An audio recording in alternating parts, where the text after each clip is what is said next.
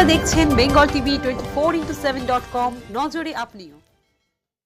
আজ বীরভূম সিউড়ি এসপি অফিসে বিজেপির যুব মোর্চার ডেপুটেশন কর্মসূচিতে বীরভূম জেলার যুব মোর্চার সভাপতি শান্তনু মণ্ডল বলেন, তৃণমূল নেতাদের উদ্দেশ্যে বলতে চাই, স্যার হুমকি দেবেন না প্লিজ।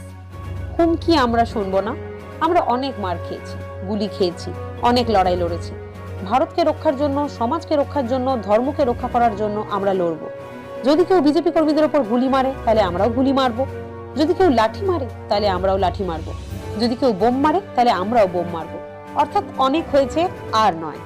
জানাই দৈনিক অভিনন্দন ও শুভেচ্ছা।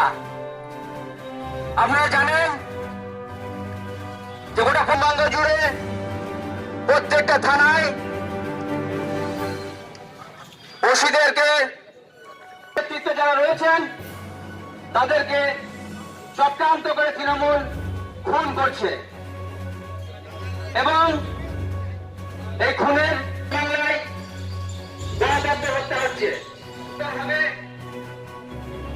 এবং দুর্নীতিগ্রস্ত লালু প্রসাদের বিহারের গণতন্ত্রের মানুষ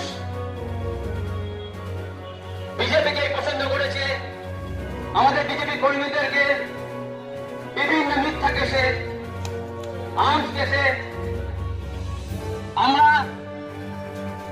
মাননীয় পুলিশ প্রশাসন নিরপেক্ষ হন, সর্বভারতীয় দল তাকে তার কর্মসূচি করতে দেওয়া হয়, তাকে তার কথা বলতে দেওয়া হয় পাবলিকের কাছে।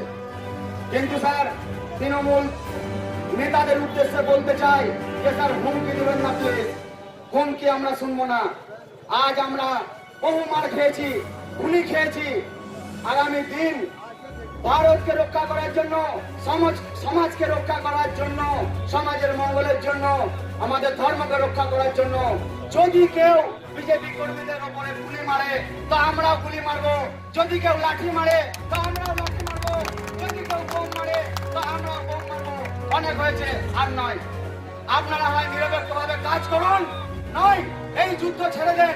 এই যুদ্ধটা আমরাই লড়বো। যা হবে দেখা যাবে 21-এ। আমরা আপনাদের কাছে বারবার আর্জি জানিয়েছি।